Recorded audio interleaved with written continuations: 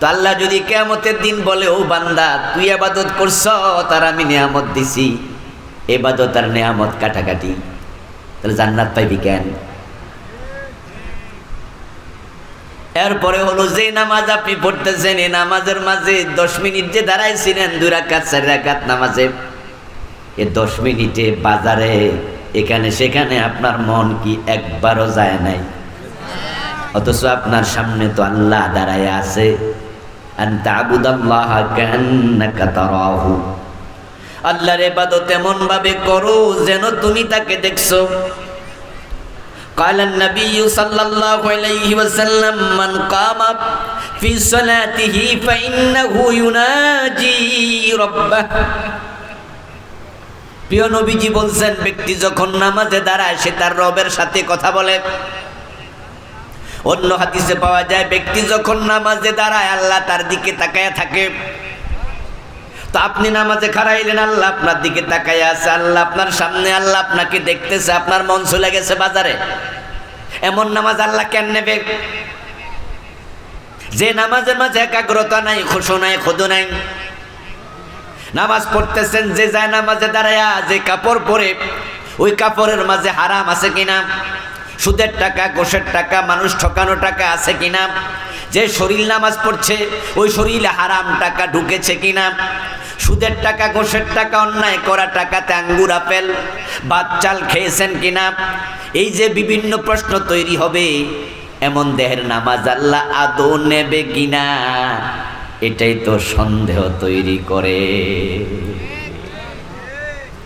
আর এই নামাজ দিয়ে, ইবাদত দিয়ে আপনি জান্নাত পাবেন, আপনি ভাবলেন কেমনে? জান্নাত আপনি চান, আল্লাহর কাছে বারবার বলেন, আল্লাহ আমি জান্নাত চাই, আমার জান্নাতটা দাও। বারবার চাইলে তিনি যদি খুশি হইয়া বলে যা যা, এতবার যেহেতু চাইলে আমি দিয়া দিলাম, তাহলে আপনার উপর তার করুণা হলো। আর মানুষ শুধু আল্লাহর রহমতের কারণে জান্নাত পাবে।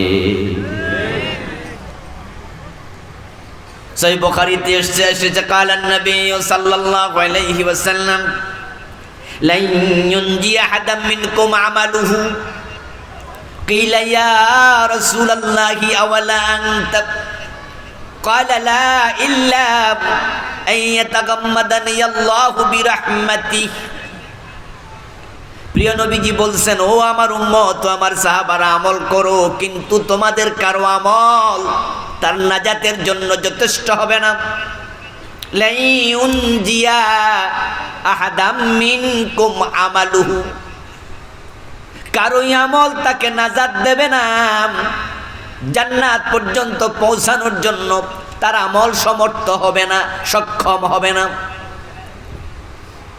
এই কথা শুনে সাহাবায়ে কেরামের কোনো একজন দাঁড়ালেন, দাঁড়ায় বললেন, ইয়া রাসূলুল্লাহ আওয়ালা আনত, হুজুর আপনার আমলের খবর কি? আমাদের আমল কম, যে আমলে আমরা নাজাত পাবো না, কিন্তু আপনার খবর কি জানতে চাই, আপনার আমল তো অনেক বেশি। আমরা তো শুনেছি আপনি এমন ভাবে রাতের বেলায় নামাজ পড়েন আপনার পা ফুলে যায়। আপনি তো সেজদায় গেলে আর সেজদা থেকে ওঠেন না।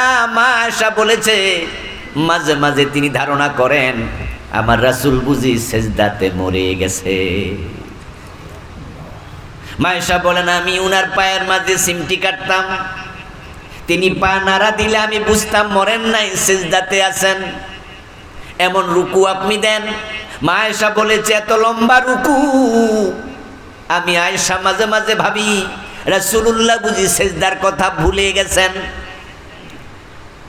আপনি তো এমন রোজা রাখেন যে রোজা ইফতার নাই, সাহারি নাই, 2 দিন 3 দিন 5 দিন 7 দিন টানা রোজা, যার নাম সাওমে বেসাল। আমরা তো শুনেছি আপনি ইফতারও খান না, সাহারিও খান না। আল্লাহর হাবিবের এই রোজা শুনে কোন সাহাবী রোজা রাখা শুরু করলো। রাসূলুল্লাহর কাছে খবর আসলো। জুমার দিন তিনি দাঁড়ালেন, দাঁড়িয়ে বললেন, লা তুয়াসিলু বিসসাওম, ও আমার সাহাবারা তোমরা সাওমে বেসাল করো না, সেহরি না খাইয়া, ইফতার না খাইয়া রোজা রাখিও না। কোন একজন সাহাবী দাঁড়াইলেন, দাঁড়ায় বললেন, ইয়া রাসূলুল্লাহ সামি'না ইন্নাকা তুয়াসিলু, হুজুর আমরা তো শুনেছি আপনি নাকি এমন রোজা রাখেন। রাসূল জবাব দেন, আইয়ুকুম মিসলি ইন্নাল্লাহ তা'মানি ওয়া সাকানি। তোমরা তো আমার মতো নও, আমারে আমার আল্লাহ নিজে খাওয়ায়া দেয়, আমার আল্লাহ নিজে পান করায়।